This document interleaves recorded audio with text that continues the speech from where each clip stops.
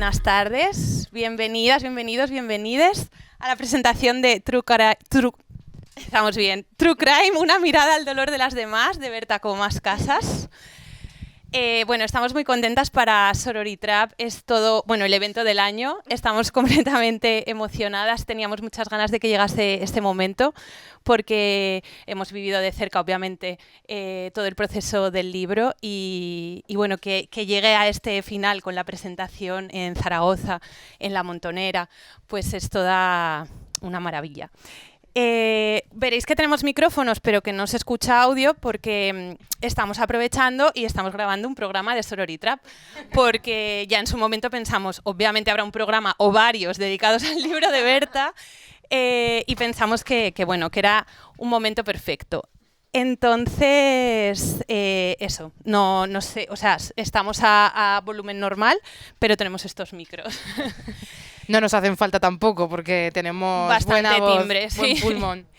Y bueno, no sé si sabéis, nosotras en los programas que hacemos, que tenemos un podcast conversacional, solemos empezar con una pregunta, haciéndonos como una pregunta de ¿qué tal? ¿Qué has comido hoy? ¿Cuál es tu horóscopo más odiado? Entonces, hoy queremos comenzar con una pregunta que se hace Berta y que me permito leer este fragmento para contextualizarla. Dice, un día Berta Comas Casas abrió Instagram para imaginar qué foto de su perfil escogería su familia o sus amigas para hacer pública si le pasaba algo. Buscaba alguna de cara angelical a la que le quedara bien la palabra missing debajo. Pero en todas aparecía haciendo el tonto o no se veía guapa. Hasta en ese momento quiere ser deseable, ser mirada, una vez muerta o desaparecida o violada o mutilada. Es muy fuerte este punto de partida. Y entonces, para reflexionar sobre ello, esta primera pregunta es, ¿qué pasa con esto de la foto? ¿Qué foto elegiríais? ¿Voy yo o vas tú? Venga, vas tú. Vale, lo primero que pensé cuando quise pensar en esto, me vino un flashazo de 20 y dije, menos mal que está cerrado y que ya no van a volver esas fotos porque habría sido terrible. Pero la verdad es que es una pregunta durísima y muy difícil y la verdad es que espero que fuera un perfil profesional donde estuviera una persona medio decente porque al final siempre tienes que ser esa chica buena, ¿no? Tienes que ser la víctima perfecta. Yo también quiero ser la víctima perfecta porque yo no quiero ser diferente a las demás, quiero ser parte del grupo. Pero bueno, la verdad es que es loquísimo, ¿no? Tener que reflexionar sobre esto y espero que nadie tenga que reflexionar sobre esto, por favor. Yo, o sea, eso lo cuento al principio del libro y es como que es real y es exageración a la vez. O sea, sí que me pasó que me dio muy fuerte por los true crime, por los documentales, por los podcasts, tal, y iba como por la calle escuchando y sí que pensaba, si pasara algo, ¿no? Como a qué timbre llamaría, por qué calle iría, no, pues eso, qué foto elegiría mi familia, no sé qué, y es como, a ver, Zaragoza es una ciudad muy tranquila, eso, porque tengo que tener estos pensamientos, ¿no? Como que a mí ahí se me encendió la bombilla de, no, esto no puede ser normal, ¿no? Como de escuchar o de ver cosas de true crime que llegues a tener como estos pensamientos tan de violencia, de que puedes ser tú de una forma u otra, ¿no? Como de diferentes perspectivas, algo tiene que haber ahí. Y luego, a raíz del podcast de Sorority Trap, llegué a lo de que las mujeres somos el 80 o el 70%, ya no sé cuál es el dato, de las fans de true crime, y es como, pues eso que nos llama a las mujeres de ver a otras mujeres muertas, ¿no? En pantalla, que es fuerte. Yo es que hoy me estaba duchando y estaba pensando en esta pregunta y realmente es que sí que es un tema, porque, bueno, primero que si eres la desaparecida no la eliges tú, pero tu familia, o sea, le atraviesa toda esa carga que tiene la desaparecida perfecta, ¿no? Y pienso, pues igual irías más a un LinkedIn a buscar la foto que a Instagram, ¿no? Como que querrías denotar, por un lado, que se reconociese, pero por otro también lanzar un mensaje, y el mensaje es verdaderamente perverso, ¿no? Claro. Sí. Bueno, también nos queríamos preguntarte, ¿no? Para hacer un poco de contexto, porque vale, pues el libro se llama True Crime, ¿no? Una mirada hacia el dolor de las demás.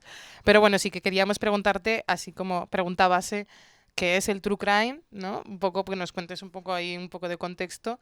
Y sobre todo, que nos contaras bueno, ya has contado un poco de cómo llegaste a este tema, también un poco por qué te interesaba a ti tanto investigar sobre esto, porque tú veías muchísimo True Crime. A ver, ¿qué es el True Crime? Pues contenido, vamos a decir, de crímenes reales, ¿no? A ver, en general, o sea, a grandes rasgos, hombres matando a mujeres, porque es que al final la mayoría de víctimas siempre van a ser mujeres en estos casos, aunque, que creo que también lo digo en el libro, aunque la violencia en general de crímenes violentos la ejercen los hombres contra otros hombres, al final son a las mujeres a las que se nos queda ese miedo, ¿no? De que nos pueda pasar o que podamos ser nosotras o que nos pueda pasar o que podamos aprender de eso o lo que sea. Entonces, eso, o sea, que en España de toda la vida está pues eso del caso y un montón de programas y un montón de cosas. Igual hace años más marginales, como más de espectáculo, más morbo, y ahora mucho más profesionalizado. O sea, que en todas las plataformas viven de estos casos de violencia. O sea, es que te metes en el listado de documentales de bla, bla, bla, y todos tienen un montón de programas de estos. Entonces, como que ahora se ha democratizado más, ¿no? Para todo el mundo.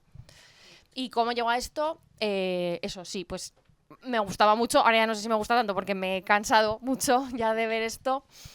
Y se me encendió un poco la bombilla por eso, de decir, a ver, algo tiene que pasar, ¿no? O sea, ¿por qué nos gusta qué nos gusta de esto? ¿Qué es lo que no?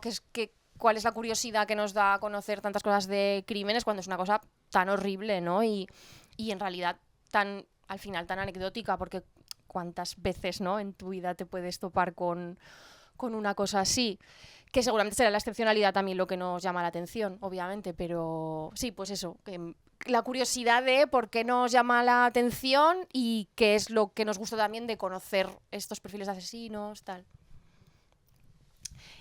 Yo te quería preguntar, porque en el libro explicas que, pues eso, en los true crimes, como mujeres, por un lado, nos sentimos identificadas con las víctimas, ¿no? Pues somos mujeres viendo a mujeres asesinadas, inevitablemente, asesinadas por hombres.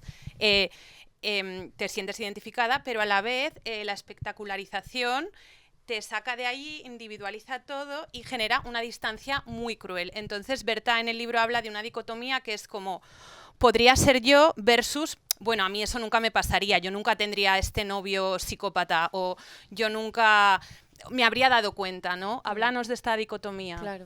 O sea, por un lado, claro, al ser mujeres en general, las víctimas de estos programas, de estos podcasts, de lo que sea, claro, te identificas con ellas, ¿no? Como de, te puede pasar a ti, ¿no? Como puede ser cualquiera, por lo tanto puedo ser yo, pero a la vez no, porque si puede ser cualquiera tampoco puedo ser yo, o sea, es un poco raro.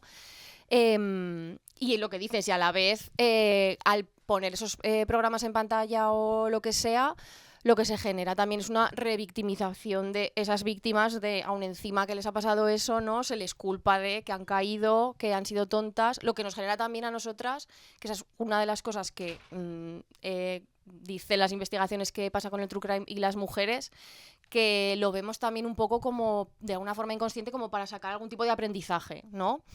Si a esta chica le ha pasado esto porque hizo autostop, iba por la calle sola, lo que sea, si yo aprendo de esto, a mí no me pasará, ¿no? Adquiero ese aprendizaje, lo adhiero y a mí no me va a pasar porque ahora ya lo sé. Pero claro que eso es muy perverso porque al final, que es lo que se está diciendo es eso, ¿no? De no puedes ir por la calle sola de noche porque te puede pasar. Entonces te quedas en casa. No hagas autostop porque te puede pasar, por lo tanto no te mueves, ¿no? Entonces como que se va coartando un poco las salidas de las mujeres y se acaba en una domesticación, ¿no? Claro, y que es esa disciplina, ¿no? Y ese terror sexual que condiciona luego como la actividad, ¿no?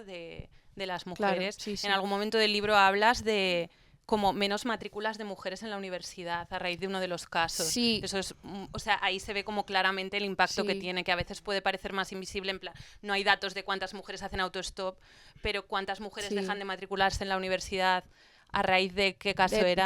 Cuando los asesinatos de Ted Bundy en los 70 o algo así en Estados Unidos, claro, eran en zonas universitarias y era a mujeres jóvenes que habían salido de su casa, que eran por fin independientes, que tenían pues menos control de otro tipo de control, pero menos control de su familia. Y a raíz de eso, aunque Quiere decir que tampoco se dice que sea como una cosa súper directa, pero a raíz de eso, los años siguientes hubo menos matriculaciones de mujeres en esas universidades. Claro, se entiende que por miedo a, si le ha pasado a otras, le puede pasar a mí, o que las familias no les dejaran hacer eso. O sea, que sí que hay una parte de coacción ahí, sí. Hombre, yo creo que sí que es real. Este caso es en Estados Unidos, pero aquí en España, por ejemplo, con el caso Alcácer, generaciones de mujeres no hemos hecho autostop porque nos ha dado miedo hacer autostop, ¿no? Claro. O, bueno, yo pienso en el crimen de... O sea, bueno, el crimen, perdón. En el caso de La Manada, ¿no?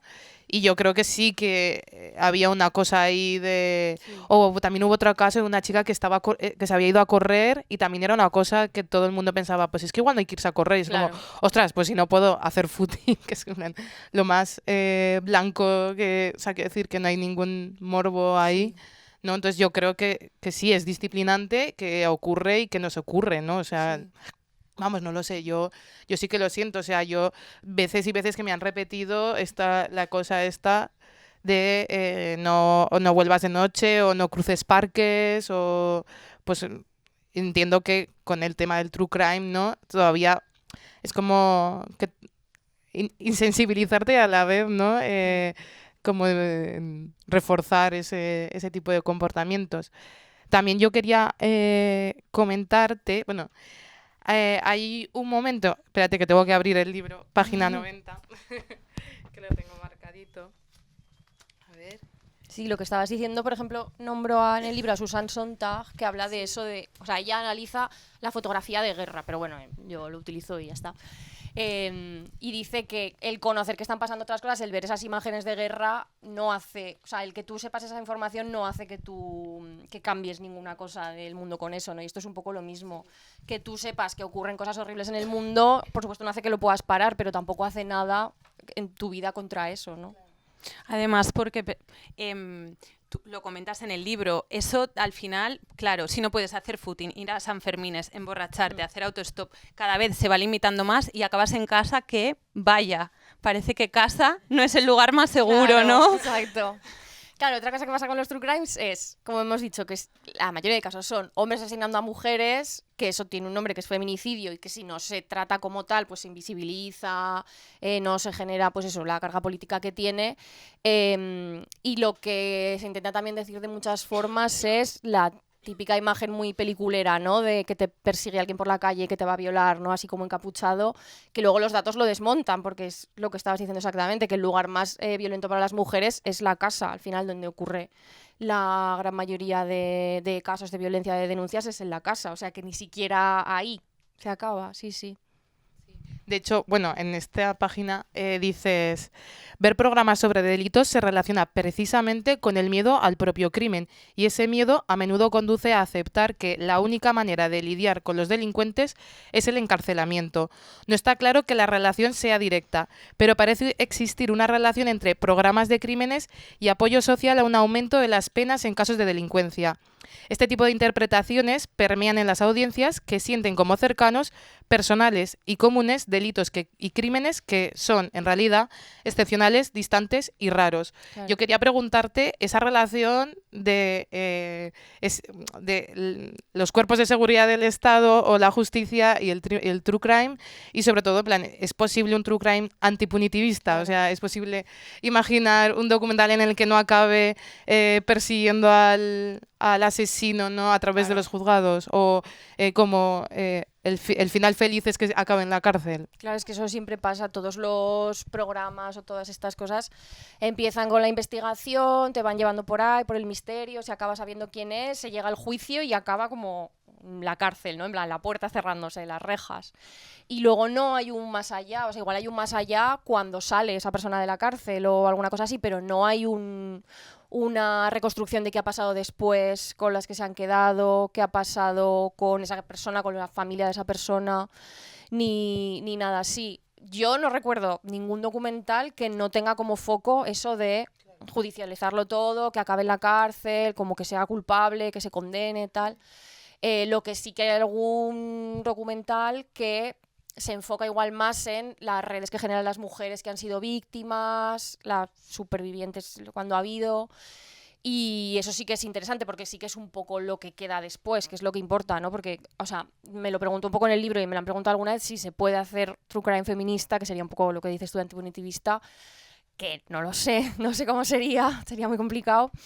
Pero una de las claves sería eso, ¿no? De qué queda después, cuáles son las consecuencias de todas estas cosas que muchas veces se olvida, como que nos quedamos ahí en la cárcel y ya está, o en lo que sea, o en la muerte, y sería más interesante qué pasa después con las que nos quedamos, con los entornos que se quedan en relación a eso, qué consecuencias les quedan, qué heridas les quedan, qué traumas les quedan, ¿no? Cómo se arregla eso de forma colectiva y no tanto, bueno, esta familia ya está, ¿no? Ya está rota y ya está. A mí, y aún así tampoco, el único que me resuena un poco, así más antiguo, bueno, que tal, el de Lorena Bobbitt, Sí. porque es verdad que sí que, bueno, es un documental que ya no trata tanto del caso, sino como de la espectacularización del caso, y luego además ella acaba saliendo diciendo, bueno, pues eso, que ya lo que este caso, o sea, vivir esto, ¿no? Cortarle el pene a su marido. Eso te iba a decir, Sí. explica un poco el caso Sí. porque Vale. es muy Lo puedes explicar tú, ¿no? Sí. impacta, o sea, como Sí, es fuerte. paradigmático. Sí. Pues Lorena Bobbitt le corta el pene a su marido porque llevaba, o sea, tiene una situación de maltrato horrible en casa, llevaba muchos años violándola, pues eso, vejándola, no sé qué, y en un momento, ya lo dice que estoy enajenada, le corta el pene, se lo mete en el coche y lo tira por la ventana, en la calle, o sea, luego se pegan muchísimo rato buscándolo, tal. Y Podéis reíros porque además el documental es muy grande. Y claro, o sea, el documental es muy fuerte por, claro, eran los 90, por todo lo que pasa después, la primera vez que se dice la palabra pene en televisión, la primera vez que se hacen tantas alusiones, hay muchísimas bromas, como que Lorena Bobbitt se forma un icono pop, ¿no? En torno a eso, claro, y ya pasándolo Porque es fatal. La a la policía, vez. ¿qué? ¿Que tengo que buscar un pene? Claro. ¿No? Sí. Me encanta, has puesto acento Sí, de, he puesto de doblaje, de como En la estamos intimidad. trabajando en ello. Para quitar un ¿qué iba a poco de hierro. Y eso, a raíz de ahí, pues el marido, bueno, ya ex marido en ese punto, claro, se vuelve absolutamente loco porque se vuelve a injertar el pene, se hace actor porno, no sé qué, tiene un montón de relaciones súper horribles, o sea, es como una cosa esperpéntica total. Y la otra al revés, la otra es como, al fin ha salido de ahí, lo único que quiere es empezar su vida, como vivir, pues al cabo de unos años forma una fundación, ¿no? Para víctimas de violencia machista, tal, como que la otra sí que puede rehacer de alguna forma y salir de ahí y bastante bien, y el otro se queda totalmente, o sea, Pero no parado. no se queda odiándola, que eso es No, lo peor no, de claro. todo, es que él sigue años después Sí, enviándole cartas para pidiéndole que vuelva con ella, Sí, o sea, sí. con No, él. no pilló la indirecta. No la pilló. de te corto el Sí, pene. sí. Claro, ella misma en el documental dice, ¿qué más tengo que hacer? Le he cortado el pene. Sí. Por eso digo que es como un documental diferente, Sí. ¿no? Luego hay Pero- otro, el de Renacer de las cenizas, que me lo dijiste tú, que es el de Evan Rachel Wood. ¿no? Hood. Bueno, da igual. Bueno, La que fue pareja de Marilyn Manson, que pues, es una persona horrible, por supuesto. No porque comiera murciélagos y se Exacto. quitase las costillas flotantes. No, porque, Ojalá, ¿no? porque la torturaba, la dejaba días sin dormir, o sea, sí, horrible. Y ella cuenta su historia, que tampoco la cuenta mucho, que está bastante bien, se pasa bastante por encima de todo el trauma y demás, pero hay una parte muy importante del documental, que son 2 capítulos, que es ella hablando con otras personas que han sido víctimas, tanto parejas además como o sea, gente que ha trabajado para él, que es muy fuerte. Y ese documental también tiene mucha potencia por eso, porque es como, bueno, hablan entre ellas, se ponen de acuerdo en lo que ha pasado, que muchas veces es exactamente el mismo patrón, al final se ponen de acuerdo para denunciar de forma conjunta, que es muy bien, que genial, pero al menos es una otra cosa más allá del crimen en sí, ¿no? hay que decir que se siguen juntando Para para denunciarle denunciar, y bueno, el caso es que en Estados Unidos a los 8 años prescriben todos los crímenes, bueno, prescribían todos los crímenes de abusos sexuales y la media de años que hace falta una víctima para que se dé cuenta de que ha sufrido un abuso sexual son 8 años. Entonces, claro, esta actriz lo que hace, bueno, actriz, es que no, Evan, amiga nuestra, lo que hace es Sí, intentar que unirse aumente. para que se eliminara esa parte de la ley, ¿no? De que los delitos de abuso sexual prescribían a los 8 años. Y entonces está interesante, Sí. pero aún así sigue siendo el Sí. mismo canal de la justicia, No, como eso es muy que complicado, es verdad sí. que es, Sí, pues sí. al final, esta cosa de no te cuida la policía, te cuidan tus amigas, pues sigue costando, ¿no? Sí. Pero bueno, siempre hay un primer paso Mm. y igual y con estamos ahí. respecto al punitivismo, también comentas todo el tema, por ejemplo, que ha pasado mucho en el Estado español con algunos casos que se han hecho mediáticos, como que se ha aprovechado la espectacularización para pedir prisión permanente revisable y endurecer las Total, penas, sí. ¿no? Sí. Aludiendo obviamente a la emocionalidad de la gente que está en su casa viendo y obviamente pensando esto es una brutalidad como ha podido pasar, desde ahí es muy fácil enganchar a pues medidas fascistas, ¿no?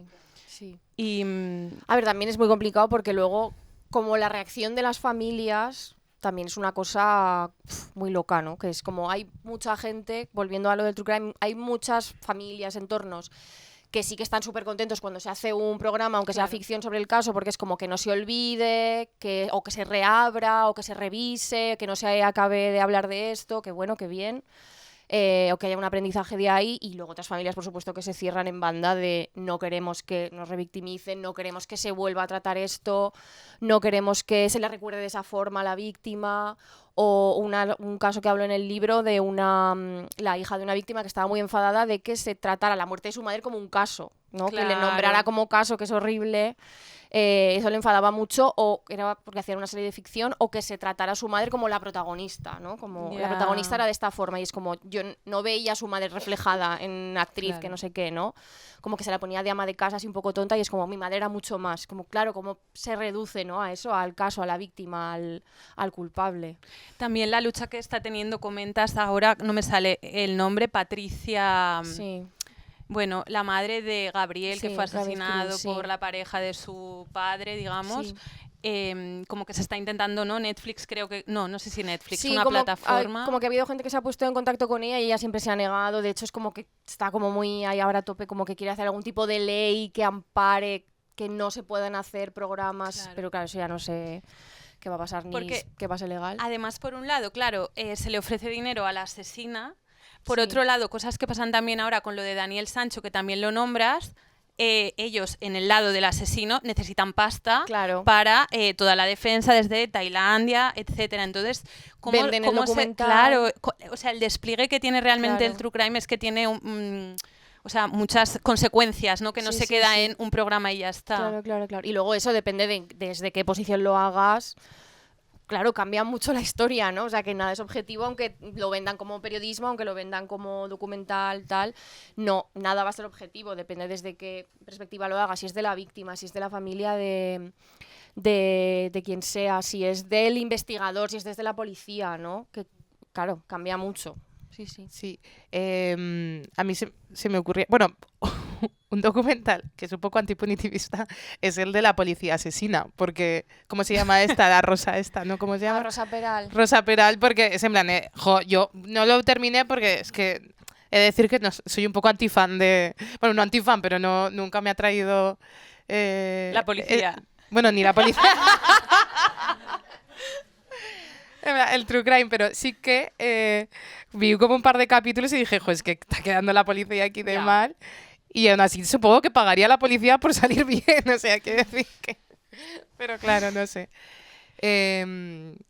Y bueno, también trayéndolo esto, cuando hablabas de lo de las víctimas, o sea, las familias de las víctimas y eso, también yo leyendo, bueno, y creo que lo mencionas también, todo el tema de Jeffrey Dahmer, de que hicieron un documental y luego hicieron una serie, y que muchísima familia de las víctimas criticó muchísimo la serie porque fue como, o sea, es que estáis haciendo dinero de la muerte de mi familiar, Además, ¿hasta qué punto? Porque había gente que estaba idolatrando a Jeffrey Sí. Dahmer también. Además lo criticaban porque las imágenes de ficción eran exactamente igual que las imágenes como de los juicios reales. En plan, copiaron el peinado, copiaron la ropa, copiaron el ángulo. Y que luego la hermana de una de las víctimas como que lo veía en pantalla y era como, claro, en shock totalmente. Es como si lo estuviera viviendo desde fuera, ¿no? Que es algo como horrible para hacerle a una persona. Sí, sí. Porque además, Revictimizarla. y Claro. Berta, lo que también comenta en el libro, que con este boom del true crime ya no solo están los documentales de siempre, sino que ahora hay, y a veces salen en paralelo, documental y una ficción, es decir, una serie que se basa en esos hechos. Entonces dialogan entre ellas, a veces pasan cosas porque hay diferentes puntos de vista, entonces como que también cobra otra dimensión, que no solo es que tú hayas querido no participar ahí o que se esté hablando como otras personas relacionadas, es que aparte contratan unos actores que hacen de, pues a lo mejor tu madre asesinada, o sea, que si nos paramos a pensar si nos pasase a nosotros es verdaderamente, Sí. es muy fuerte, ¿no? Sí, sí. Sí. Yo quería... ¿Quieres decir algo? Perdón. No, que, digo, estaba pensando que por la contra, por ejemplo, un caso a la contra que ha sido positivo a la larga es todo el caso de The Jinx, porque primero se hizo la película y entonces a raíz de la película fue como, bueno, no sé si tú lo Documental. sabes bien, Sí. como que es el asesino, bueno, Sí, ahora ya. asesino, vamos a decir, el presunto asesino, quiso, ¿no?, hacer el documental. Y eso hizo que al final pasara una cosa muy, Sí, muy divertida. sí. Pero quiero decir, que Sí, sí. dio la vuelta al caso gracias a que se hizo ese documental. A ver, hay varios documentales que sí que han conseguido recabar nuevas pruebas, sacar a gente de la cárcel, llevar a gente a la cárcel, aunque estamos hablando de la cárcel, pero sí que ha habido parte de True Crimes, de documentales, que han servido para algo. Vamos a decir, también hay alguno, la delgada línea azul, que es para lo contrario. O sea, se investigó un caso de que habían asesinado a un policía en la carretera y a raíz de entrevistar a los dos presuntos, a raíz del documental se pudo saber cuál de los dos era, ¿no? Porque estaba en la cárcel el que no era, tal. O sea, que muchas veces sirve para... Eran el poli bueno y el poli malo, sí, perdón, pobres. perdón. Sí. O sea, que eso, que se puede hacer desde muchas perspectivas, ¿no? Pero claro, también esto era documental. Claro. Es que también hay como división ahí, yo creo. Sí, sí. Yo también quería preguntarte sobre que esto, vemos el documental y nos sentimos por un lado identificadas con las víctimas porque inevitablemente te sientes identificada, pero por otro lado también te enganchas y también ves lo que hace el asesino y dices, uy, no, yo no lo habría hecho así, esa prueba no la habría dejado, esta sería mi coartada. Incluso hablando de antipunitivismo y de qué genera el true crime, te empatizas también con los investigadores o policías de venga, que lo descubra, ¿no? Como que realmente despierta despierta emociones un poco conservadoras. Sí. Y vale, como que te pones en muchos puntos de vista y mi pregunta es, vale, pero si suele haber siempre un hombre asesino, hay hombres viendo true crimes que se ponen, que lo ven desde ese punto de vista de, oye, ¿no seré yo un agresor? Ya. Pues otra cosa que nombré en el libro es lo de la mirada masculina, la male gaze, que también se está súper estudiado, que no lo he inventado yo. Y una de las cosas o sea, como que se empieza a decir en los 70, cuando se empieza a analizar el cine y el arte como con perspectiva de género, es que está el protagonista universal, que es el hombre, ¿no? Hombre blanco, mediana edad, no sé qué. Con el que cualquier persona se puede sentir identificado, pero si la protagonista es una mujer, solo se van a sentir identificados con ella las mujeres, ¿no? Como que está el protagonista universal y luego el resto, que es como ya, pues la mujer, el no sé qué, el racializado, el extranjero. Y entonces igual va un poco por ahí, de claro, es que ellos solo se sienten identificados con lo que eligen, con lo que les conviene y con lo que es universal para ellos, ¿no? O sea, yo qué sé, una película de maternidad que es como algo de mujeres y no hay nada más universal que eso, porque es, o sea, otra cosa no, pero todo el mundo tiene madre, ¿no? O sea, Sí. tal. Entonces, que igual también va por ahí, claro, es que en el momento en el que tú eres el universal, puedes elegir en qué te sientes representado, con qué conectas y con qué no, ¿no? Qué te conviene y qué no. Claro. Sí, también, claro, si el 80% de la gente que le gusta el true crime son mujeres y solo hay un 20% de hombres, Sí, igual no lo ven porque no les está gustando lo que ven. claro. No sé. Y también Y yo luego, pienso... que también el true crime está hecho por hombres, que eso lo dijimos en Madrid y claro, es verdad. Eso es algo que no investigué en el libro porque ya se me iba, pero también es interesante eso, claro. Hay una segunda parte, True Crime 2, La venganza. Sí, o sea, yo pienso y digo, igual habría que hacer como en La naranja mecánica y poner a los hombres así, a ver True Crime, a ver en plan igual, Ya. Igual hay una conexión. Nerea Barjola en Microfísica sexista del poder, que lo nombró 400.000 veces en el libro porque ha sido como la base total, contaba que, claro, cuando pasó todo lo del caso Alcácer y demás, todas las mujeres de ese pueblo, de alrededores y de toda España, pero bueno, concretamente en la zona de Valencia más, claro, estaban mucho más recluidas, pues no salgas de fiesta, no hagas autostop, no te vayas con hombres desconocidos, tal, y que eran los propios padres, los propios hermanos o los propios novios los que les decían a las chicas eso de no te vayas con un hombre que no conozcas, no hagas esto con otro hombre, o sea, que ellos mismos eran conscientes de que les estaban diciendo no te vayas con un hombre, yo soy un hombre, pero no hay, luego no hay una conexión más allá. No conectan. Sí. Vaya. Así que el lío es ese, ¿no? Vale. A ver, espera. Yo al respecto de esto, de que sobre todo son hombres los que hacen el audiovisual, ¿no? Era como, vale, siempre son mujeres asesinadas por hombres, generalmente mujeres y generalmente asesinadas por hombres. Sí, o Dahmer, pero que asesinaba gays. Entonces claro, también es como, sí, bueno, el hombres otro, matando ya hombres, está, pero- sí, y latinos sí. y tal, o sea que nada, el otro. Y de esto hablaremos también. Vale. Claro, pero comentas que nunca se habla de violencia machista, o sea, el tema de que son feminicidios, violencia machista, nunca aparece, ¿no? Como siempre te plantean esa situación, pero no se explicita. Y entonces, vale, tenemos este imaginario que genera un terror sexual sobre violencia y tal, y son unas representaciones que te genera el audiovisual, que el audiovisual lo hacen los hombres. Entonces, claro, mi pregunta era, vale, ¿hay aquí un encubrimiento? O sea, ¿sabes lo que estás haciendo? Ya. ¿No? Porque no encuentro la respuesta. Ya. O sea, me enfada. Claro. Claro, es todo parte de la misma estructura, ¿no? En plan, ya lo sabemos, el patriarcado pues lo ha montado así para que cueste mucho ver esa estructura, que cueste mucho desmontarla, por supuesto, y sí, para que sea todo, o sea, la pescadilla que se muerde la cola, ¿no? Que se autoperpetúe y que se autojustifique a sí mismo. Y con esto que comentábamos al principio de ser la víctima perfecta, en el libro hablas en algún momento de que también ser la víctima perfecta pasa porque los casos que suelen ser mediáticos, pues las protas son chicas blancas de clase media, clase alta. De hecho, me parece representativo hace poco, no porque queramos que se haga un documental, pero hace poco hubo un caso de un secuestro de, creo que meses o años, a una persona que no era, una mujer que no era española, en la Huerta de Murcia. Consiguió escapar después de un montón de tiempo, de sufrir torturas, vejaciones.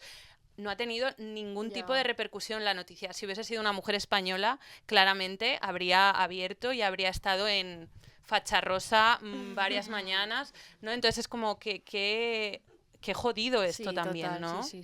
Incluso cuando las víctimas son las víctimas perfectas, jóvenes, cándidas, ¿no? También está la típica imagen de peli o de true crime de los vídeos estos caseros, las fotografías así como de pequeñitas, que monas con la familia, que es como... o sea, ¿cómo puede ser que le haya pasado a ella que es perfecta, ¿no? Que era inocente, que era una monada, que es como que solamente les pueden pasar cosas malas a las que son malas, porque entonces se lo merecen, ¿no? Como que han caído en X cosas que tú no vas a caer porque ya lo sabes, que le hacen que le hacen ser a la que le toca. Sí. Bueno, podemos abrir un poco a ver, porque, bueno, hay que decir que muchísimas gracias por venir a todo el mundo, Ay, porque es que muchísima hemos gente. llenado la librería. Muchas gracias. Qué guay. Es súper emocionante. Muchísimas gracias, de verdad. Es que yo venía aquí muy emocionada y estaba en plan de voy a llorar todo el rato y me estoy conteniendo. Pero sí, pues no sé si queréis aportar a alguien algo, alguna pregunta. Mira, ya veo bien. Bueno, en primer lugar, felicidades porque la temática que has escogido pues, es muy necesaria que se aborde, y esto de poner el foco en que realmente es que no hay true crime que vaya a ser bueno para los familiares de las víctimas, esto es así, va a ser en cualquiera de los casos, pero sí que por romper una lanza a favor del de Dahmer, no sé si lo habéis visto, el que es la serie. A mí hay dos cosas que valoro positivamente de ese documental, y es la primera que pone el foco en la ineptitud policial, pero sobre todo desde el racismo. Porque cuando tienes en cuenta que a la segunda o tercera víctima se le escapa un chiquillo que además tenía 12 años y la policía lo coge y se lo da al asesino y no se pregunta qué hace ese hombre blanco, rubio, de 30 y tantos con un niño de 12 años, y las vecinas diciéndole a la policía que no se fían ni un pelo, que os llevéis al chiquillo y tal, y al final aparece ese niño entre las víctimas. La serie sí que creo que hace un trabajo de denuncia a que este tío, aparte de pedófilo, era un racista, pero la policía también. Entonces, bueno, sí que creo que actualmente, como hay otras perspectivas en el audiovisual, aún escasean, tendrían que ser más, pero esos discursos de apuntar hacia el racismo, hacia la violencia institucional, empiezan a existir, ¿no? Entonces, bueno, esta dicotomía, como decíais, ¿no? De que al final es una serie que está haciendo dinero con esto. Pero en realidad es que todo el mundo del audiovisual, aparte de que es caro de sostener y los proyectos son caros de llevar a cabo, ¿qué queremos, no? Un audiovisual que dentro de que siempre va a estar hecho para dar dinero a la gente que vive del audiovisual. ¿Queremos un audiovisual que tire de morbo o queremos un audiovisual que ponga algo de denuncia en esas historias que de por sí ya son morbosas y la gente las consume? Entonces, bueno, por romper una lanza, pero aún así creo que sí que todo el grueso del discurso que estáis dando y sobre todo lo que hayáis puesto el punto de vista en el punitivismo me parece súper interesante. Porque Dahmer, por ejemplo, o sea, él murió en la cárcel, pero porque la propia comunidad negra se vengó de él desde dentro, porque él tenía un fetiche, él consumía cuerpos que se le hacían exóticos. Entonces, bueno, pues sí que quizá tenemos en general el concepto de lo punitivo cuando se nos hace daño desde el crimen, ¿no? Desde el hacer sufrir a los demás. Veo personalmente difícil rehabilitación, pero es lo que decís ahí en la serie, sí que en esta serie en concreto sí que hay un estudio psicológico del personaje y quieren estudiar su cerebro, pero al final aparcan ese estudio para no generar más dolor a las víctimas, lo que sigue siendo contradictorio con filmarlo, ¿no? Pero bueno, sí que lo veo muy difícil y me parece que vais a abrir un melón pues muy necesario.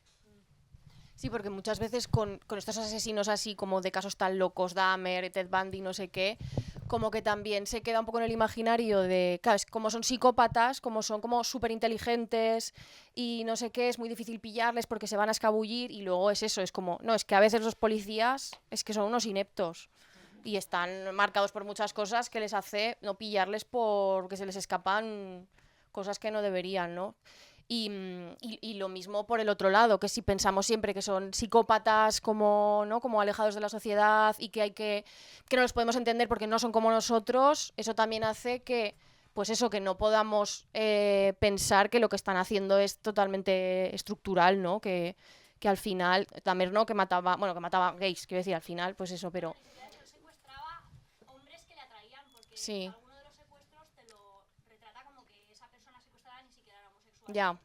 A algunos sí que los sedujo, pero a otros era, pues se le ha encaprichado este chaval, lo engaña con alguna excusa para llevárselo a casa y lo drogaba. Sí. O sea, no era porque fueran gays, o sea, él tenía... Sí, pero chavales pobres, o sea, quiero decir... Sobre todo era eso, claro. era vertical totalmente porque estaban en una situación de mucha más precariedad y marginalidad también por el tema de la raza. Sí. Y bueno, Sí. el primero que quiso monetizar esto, de hecho, fue el padre, que escribió las memorias y eso también se lleva a juicio de, no, este dinero va a ir para las familias de las víctimas, para los funerales, para la defensa, etc. A mí no tiene nada que ver, pero me he acordado de que hace unos días, bueno, pues un amigo nos comentaba que él trabaja, bueno, editando programas de televisión y tal, y que le propusieron trabajar en un programa que lo que buscaba era lo contrario, buscar a mujeres asesinas, un poco como por esta cosa de la excepcionalidad, porque al final el true crime lo que te hace es buscar lo excepcional. Y entonces una cosa que pasaba es que al final acababan mostrando, o sea, como no hay, por ejemplo, era en España, como en España no hay, el crimen tampoco es muchísimo, o sea, quiero decir, Una temporada y se acaba. claro, los asesinatos pues normalmente son de violencia machista, pero o de hombres contra hombres, pero no tal. Entonces, claro, decía, claro, buscando la excepcionalidad no la encontraron porque no hay mujeres que asesinen, o al menos no una cantidad como para hacer una temporada de un programa de televisión. Sí. Entonces, que al final también es como esta cosa que decías de tanto buscar la excepcionalidad parece que es más común de lo que realmente es que en España tampoco es tan posible el true crime. Y una cosa que me gustaría añadir con esto que dices es que efectivamente, o sea, la criminalidad en España es bajísima con respecto a Europa, de las cifras más bajas, pero en cuanto a población reclusa está más tirando al pico.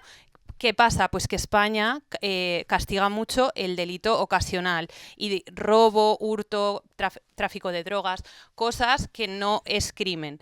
Pero eso genera que a veces los discursos desde la extrema derecha venga con Dios mío, qué inseguro es todo, Claro. no es real. O sea, lo que se está castigando es la pobreza y eso hay que tenerlo muy claro.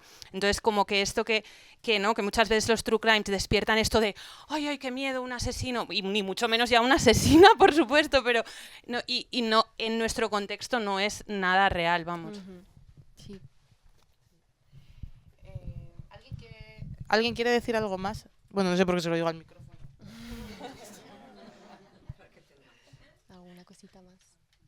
Yo sí quería preguntarte, así como consumidora que ya has dicho que no lo tratabas mucho, como si ha habido como un cambio, por ejemplo, en el mundo del podcast, que sí que ha entrado mucha mujer a hablar de true crime, si, claro, al fin y al cabo es una forma de monetizar el dolor de los otros, ¿no? Como si hay un cambio también de perspectiva, ¿no? Porque siempre hay, también ha habido como creo que ha habido muy asociado al mundo del true crime como la idea del señor investigador, ¿no? Que también es como que está por encima del bien y del mal, ¿no? Y no sé si hay otra perspectiva cuando son mujeres las que hacen estos relatos. Pues puede ser, o sea, en podcast sí que es verdad que hay muchas más mujeres, aunque también contaba Mona León Siminiani de Negra y Criminal, también contaba que llegó Carles Porta con Crims y se ventiló a todo el mundo, o sea que está ahí, pero bueno, en tele nada, debe de ser eso todo hombres. Pero sí que por alguna cosa que he oído que me han contado entrevistas y tal, sí que tienen como más líneas rojas, porque eso, Mona León Siminiani decía que como que trató un caso de violación o alguna cosa así, que le pareció horrible, que lo pasó fatal y que dijo, esto no lo voy a volver a hacer porque no es muy difícil tratarlo sin caer en el morbo, sin caer en qué ha pasado, sin caer en revictimización, y dijo, esto no lo voy a volver a hacer, por ejemplo. Y Clara Tiscar, la de criminopatía, también contaba en alguna entrevista que ella no trata temas que tengan que ver con menores. Es como abuso de menores, asesinatos de menores, no los tratas porque lo paso fatal, me parece horrible, no sé qué, y como que era una línea roja. O sea que al menos sí que hay como puntitos que ellas mismas se marcan de que no quieren tratar, que ya no está mal, está bastante bien. Sí, sí. Y sí que es verdad que, por ejemplo, eso, Clara Tiscar recalca mucho siempre, pues eso, en plan, no es no sé qué, sí que va metiendo comentarios, va metiendo cositas que está bien, se agradece, sí, sí. ¿Alguna cosa más? Se me ocurre hasta mujeres asesinas que hayan llegado a la historia. Sí creo que veo en común, no sé si estáis de acuerdo, que casi siempre nace ese impulso asesino desde la precariedad o desde algún tipo de abuso, muchas veces desde la familia, porque la más famosa que hay en Estados Unidos, que fue Lizzie Borden, la del hacha, que mató a sus padres, pues estaba en el ambiente represor. Luego, por ejemplo, que se haya hecho famosa en España, está el libro de la Maradona de Enriqueta Martí, que le llamaban la vampira de Barcelona. O sea, era una red de Epstein, pero de la época, y se ha llegado a sugerir que el padre del emérito estaba en el ajo, pues que estaba la aristocracia, y ella pues seguramente era facilitadora, pues como la mujer de Epstein actualmente, pero fue la que se cargó o sea, fue la que arrestaron, que lo ponen en chivo expiatorio, aunque sí estuviera implicada, y también apareció muerta en la cárcel, pues como ha sucedido con Epstein, lo mismo. Y otro así, bueno, Monster, que es el que se hizo sobre, bueno, que interpreta Charlize Theron, Sí. era esta mujer pues que también había sufrido una serie de abusos y se había convertido en asesina de puteros. Sí. Entonces, también han hecho la película esta de la época de los cuentos de los hermanos Grimm, de ¿cómo se llama? El baño del diablo, ¿la habéis visto? Que tenía que explicar por qué en todos los cuentos de los hermanos Grimm a los niños se les está diciendo no te acerques a las mujeres que roban huevos.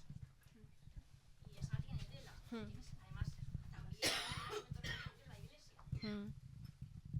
Lo que sí que está como bastante estudiado, entre comillas, es como que, bueno, que hay menos mujeres asesinas, por supuesto, pero que suelen asesinar como con menos violencia, ¿no? Como con más venenos o cosas así. Muchas veces también como cuidadoras, ¿no? Como gente que tiene a cargo pues, personas mayores, cosas así. O sea, que es más... Es otro perfil de violencia, claro. Sí, sí. Claro, exacto. Sí, sí.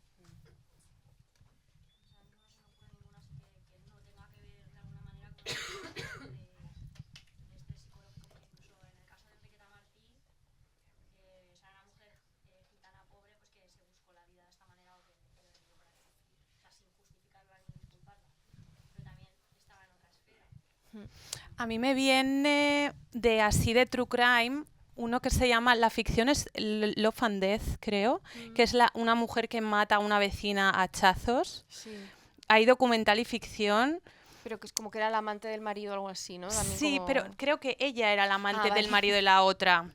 O sea, no le mata en plan, has estado con mi marido, Sí, sí, pero sí. tampoco la mata en plan, estoy con tu marido.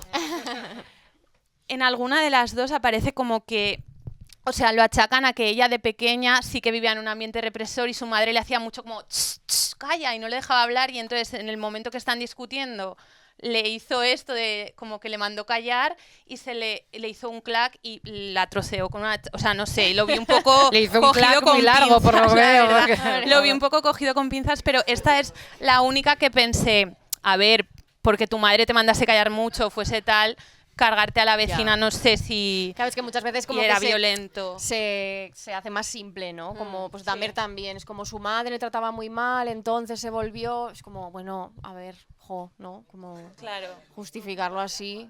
Exacto. Siempre. a hacerle, ahora no me sale, taxidermia a animales de la carretera. Que dices, o sea, ¿tú Ya. eres un juego adecuado para hacer un hijo pequeño? No sé. Sí, o sea, carne de padre también sería interesante. Sí.